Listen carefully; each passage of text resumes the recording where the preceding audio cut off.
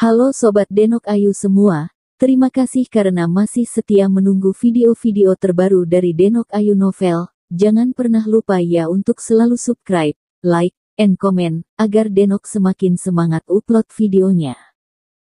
Menantu terbaik bab 617 tidak beruntung. Rongxin, jangan kasar. Zhou Xiaoxing memarahi putranya dengan dingin, dan berkata dengan tegas, kamu bisa menyinggung perasaan Presiden Asosiasi Pengobatan Tradisional China. Berhati-hatilah mengapa Presiden mengeluarkanmu dari makanan dalam kemarahannya. Kata-katanya jelas terdengar untuk memarahi putranya, tetapi sebenarnya mereka menyindir Lin Yu. Lin Yu sedikit mengernyit, meskipun dia sangat tidak bahagia di hatinya, tetapi melihat wajah Nyonya Du, dia masih menahan. Dou Lao, Huang Xinru, dan Wang Shaoqin juga sangat marah, tetapi untuk sementara mereka tidak tahu harus berkata apa. Salah satunya adalah Zhou Xiaoxing tidak punya apa-apa untuk dikatakan, dan yang lainnya adalah bahwa Zhou Xiaoxing adalah senior di bidang pengobatan Tiongkok. Jelas tercekik dengan dia, jadi aku hanya bisa menelan.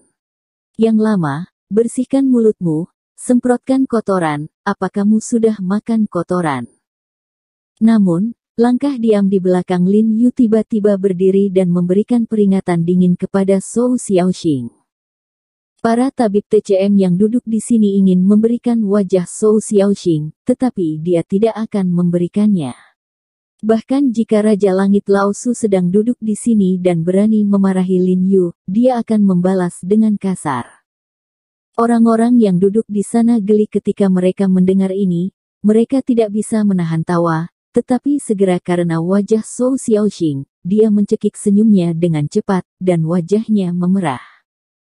Dou Lao, Huang Lao dan Wang Shaoqin juga tertawa dan gemetar, merasa segar, dan menghela nafas diam-diam. Xiao He ini dikelilingi oleh dewa.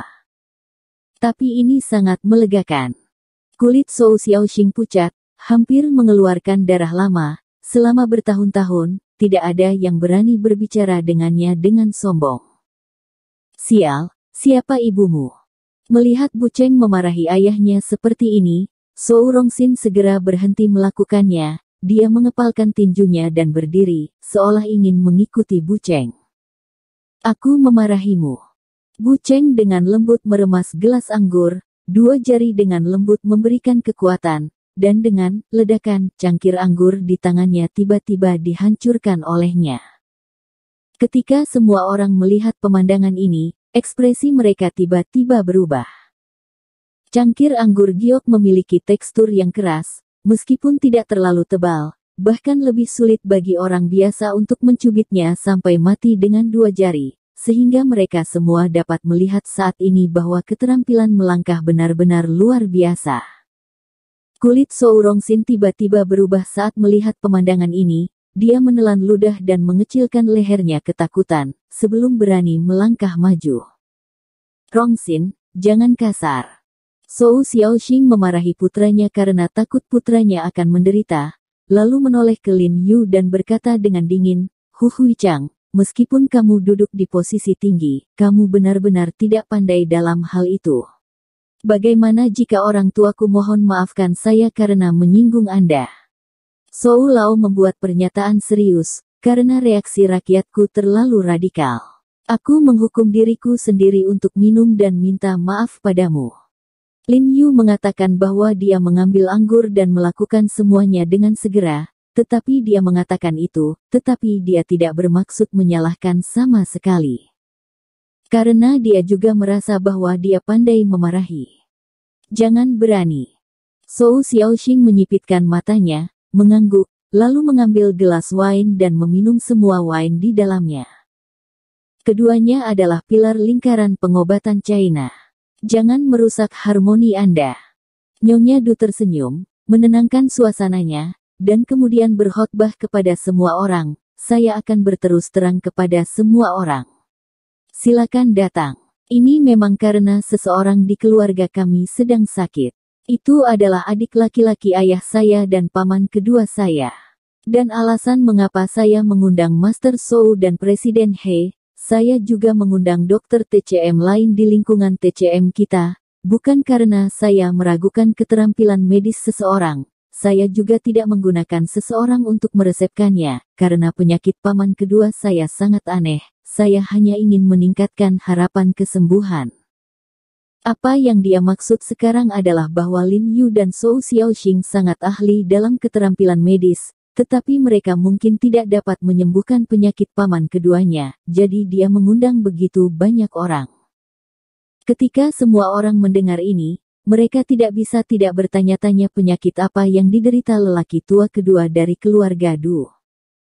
Nyonya Du, pada kenyataannya, penyakit aneh di dunia ini disebabkan oleh masalah dengan 5 elemen meridian dan agunan tubuh manusia. Selama Anda menemukan fokus dan akar penyebabnya, sebenarnya sangat mudah untuk diobati. Zhou Xiaoxing mengangkat kepalanya tinggi-tinggi dan berkata dengan bangga. Ya, Bu, karena penyakit sulung kedua Anda adalah penyakit aneh, maka temukan orang yang tepat. Ayah saya adalah nenek moyang menyembuhkan penyakit aneh. Zhou Rongxin juga mengangkat dadanya, membual untuk ayahnya dengan nada galak. Ini adalah fakta. Dalam profesi medis Tiongkok, cara terbaik untuk menyembuhkan penyakit aneh adalah hidup tua. Artinya, Tai Sumai Jue dari keluarga Zhou tidak tercakup.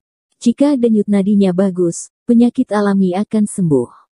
Di depan Zhou Lao, kita tidak berani berperilaku di kelas, kita harus mengikuti untuk ikut bersenang-senang, anggur dan makanan Madam Du yang enak untuk menghibur, ini perjalanan yang berharga. Sekelompok orang di meja sekitar segera mulai menyanjung, tetapi mereka mengatakan yang sebenarnya. Bagian tersulit dari penyakit aneh ini adalah memastikan sumber penyakitnya. Untuk memastikan sumber penyakitnya, Anda perlu mendapatkan denyut nadi yang baik. Ini juga alasan mengapa Zhou Xiaoxing tak tertandingi di Tiongkok dalam hal pengobatan penyakit yang tidak dapat disembuhkan. Saya tidak tahu banyak tentang bidang pengobatan tradisional China. Saya benar-benar tidak menyangka bahwa Zhou Lao akan begitu berhasil dalam pengobatan penyakit yang sulit disembuhkan. Maka penyakit paman kedua saya akan lebih bergantung pada Zhou Lao kali ini. Nyonya Du tiba-tiba tersenyum setelah mendengar kata-kata orang-orang, merasa bahwa paman keduanya telah diselamatkan kali ini. Hei, Nyonya Du, apa bedanya? Zhou Xiaoxing melambaikan tangannya, menatap Lin Yu, dan berkata sambil tersenyum, jika saya beberapa tahun lebih muda, tidak apa-apa untuk mengatakan sesuatu yang sombong, tapi sekarang saya semakin tua, mata lama saya redup, dan kemampuan saya menurun. Saya khawatir saya tidak dapat dibandingkan dengan orang-orang muda ini.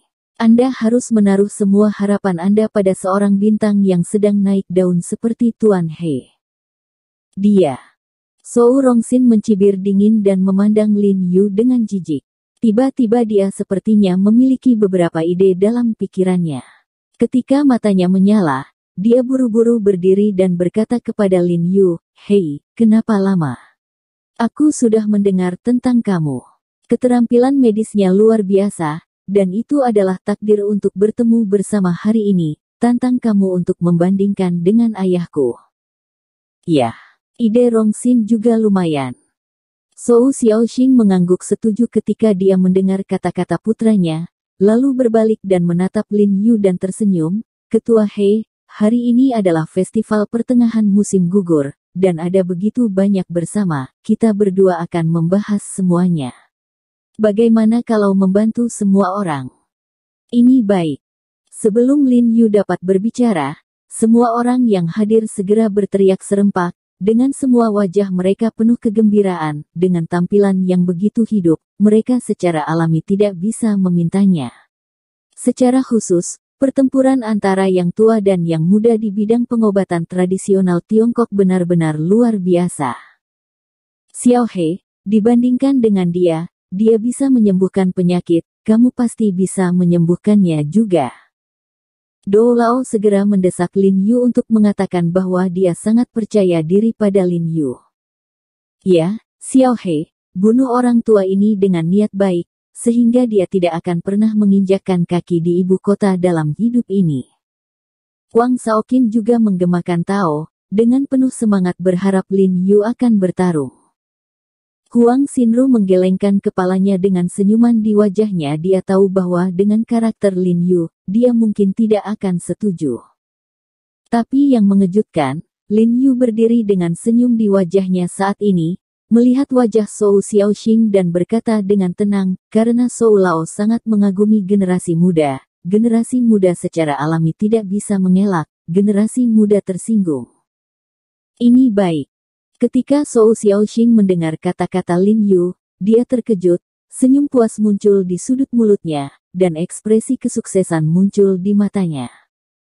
Lin Yu benar-benar melihat bahwa ide Zhou Xiaoxing untuk bersaing dengan dirinya sendiri pasti tidak lahir dari itu. Sebagian besar telah dipikirkan sebelum dia datang, jadi dia tidak perlu mengelak, dia hanya setuju. Selain itu, Zhou Xiaoxing-san dia sudah kesal setelah menargetkannya 2 kali, karena lelaki tua itu mencari kesialan sendiri, dia akan melakukannya sendiri. Kalau begitu kita akan menggunakan siapa yang bisa menyembuhkan orang tua kedua dari penyakit keluarga Du sebagai standar untuk menilai kemenangan atau kekalahan. Zhou Xiaoxing memandang Lin Yu sambil tersenyum, dengan ekspresi strategi di wajahnya. Tidak masalah. Lin Yu tidak ragu sama sekali, mengangguk dan setuju. Karena Zhou Xiaoxing yakin bahwa dia dapat menyembuhkan orang tua kedua dari penyakit keluarga Du, dia juga memiliki kepercayaan yang sama. Ini baik.